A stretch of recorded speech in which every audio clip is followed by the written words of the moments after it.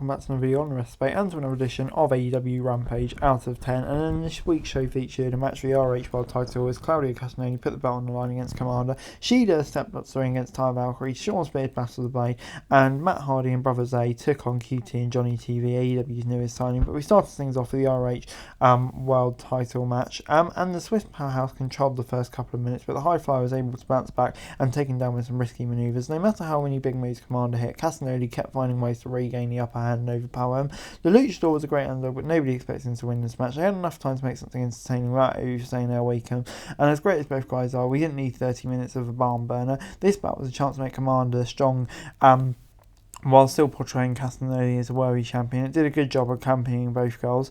After a competitive 15-minute championship showdown, Castagnoli refrained his title when the referee declared a knockout after Commander jumped off the top rope into a huge uppercut.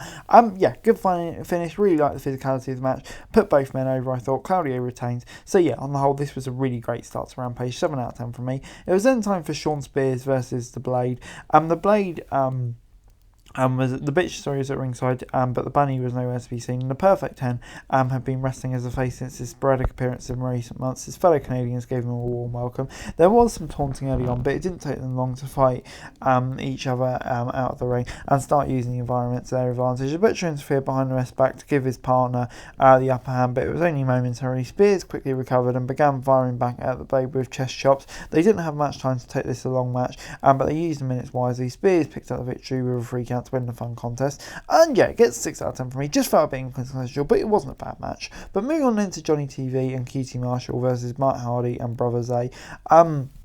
Hardy Cameron sang QTV and crew to the ring for the match, and they were ordered there by Hardy. Hardy and Mr. TV started the match for their teams, which is appropriate because they have the most history, of course, in WWE. They were given most of the 2 segments and a picture-in-picture break, so they were able to do all the usual tag team jokes like isolating a member of the babyface team, etc., etc.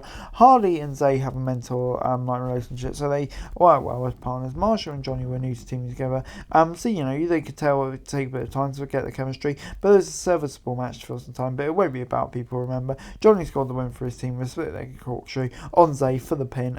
Paige ended up getting taken out by Johnny, so the Acclaim ran down to the QTV crew off. And yeah, it's 6 out of 10 from me. Like I say, it wasn't a bad match, not one that's particularly memorable, but you know, Johnny TV picking up the big win, kind of as he really established himself as a full-time part of AEW.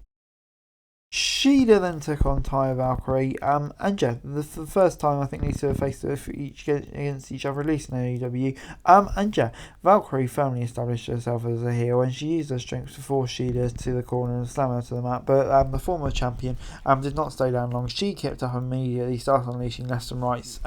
Even though both of these women are great wrestlers, they were more focused on strikes, gave them a hard-hitting feel, and allowed them to show off their toughness. Shida was able to get a pin by reversing a pinning combination, which leaves the feud open for a follow-up encounter. Valkyrie was delivered as Shida celebrating the IO as the show came to a close.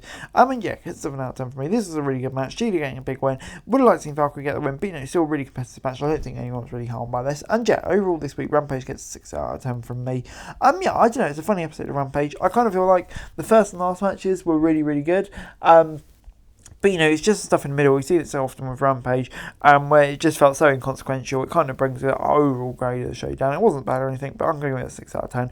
But anyway, guys, that's it for the video. Thanks so much for watching. To like, share, subscribe. Let me see what's going on for daily wrestling news and subscribe. That's going to be greatly appreciated. Thanks so much for watching. Peace.